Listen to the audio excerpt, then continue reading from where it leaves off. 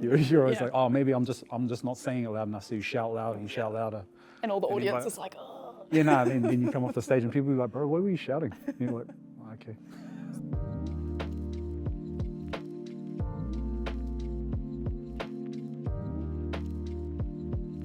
So when you were asked to participate in Venue Veterans, what drew you to the initiative? What were your first thoughts about it?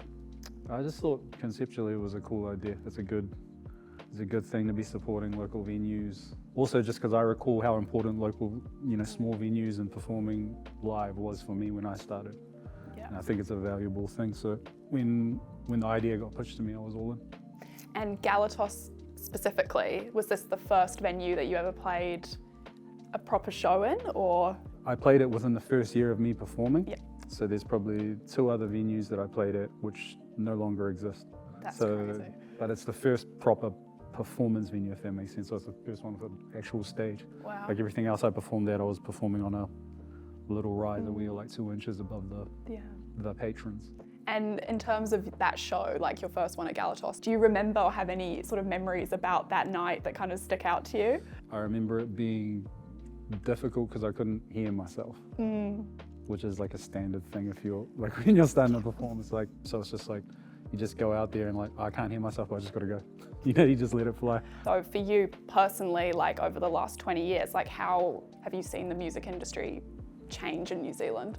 I mean, obviously, like the different formats, like the way we consume music is completely different, obviously, with streaming and stuff.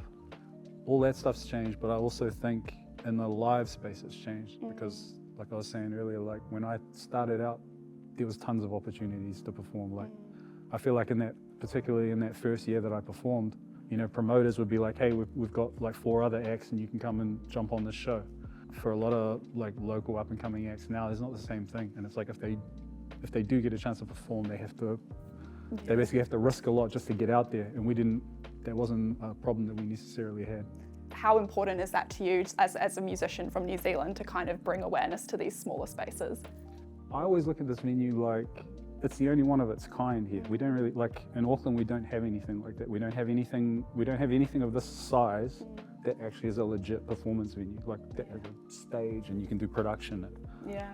We really don't, and I actually feel like locally it's underutilized. So if I can bring any sort of awareness to that, or make more people have a look at it, then that's cool. If this initiative has success this year and it comes back next year, I mean, what other small venues would you ideally like to perform at or draw attention to? Like I know that Venue Veterans is going to be an initiative that keeps rolling out. I think places in Wellington like San Fran, Bathhouse and stuff they're still pretty well frequented, but a lot of the ones that I have strong memories of, because I'm old and I've been around for a long time, they're not there anymore. This particular one is cool because I have a story with this one, but I think in the other cities, like wherever people have a story that's relevant to that venue, it should be them.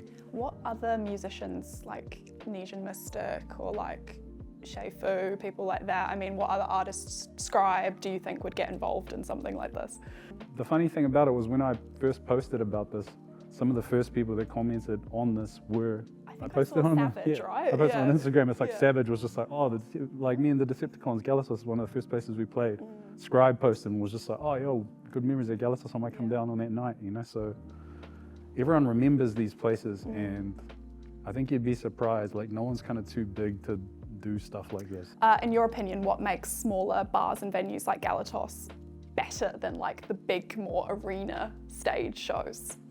It's not that like smaller venues are better, but it's a different performance experience, and there's something to be said. Like if you go play a festival, right, and the crowd is like 15 meters away or 10 meters away, whatever it is, there's an ease of that, like because everyone's there, it's rowdy, it's going off. Like when you actually have to go into a smaller venue and perform, and it's intimate, and everyone's like up and looking at you, you feel it as a performer, and if you can do that, it's easier to go if you're a performer and you've done like intimate venues and you've had to like win a crowd over. It's much easier to do that and then go play a festival than it is to come from a festival environment and then try and go back. Like you see someone looking away or see someone give a face that you're like, oh, it can throw you off in a small venue. So it's like, if you can master that, I think it sets you it sets you on a good course for any other type of performance you do. This decline in venues and just the music industry, hospitality, more recently, has that had an impact on your career over the last few years? I mean, I've been fortunate enough to put away some of the things I've earned over time, so I'm like, I'm doing okay, people don't have to worry about me. But, you know, I think it's, whether it's venues, whether it's bars, just hospital in general, it's like, everyone is feeling the pinch at the moment, and it just turns out that the music industry is not exempt from that. But again, that's why we do things like this, to help support it and make people realize how important it is, because it's vital, in my opinion.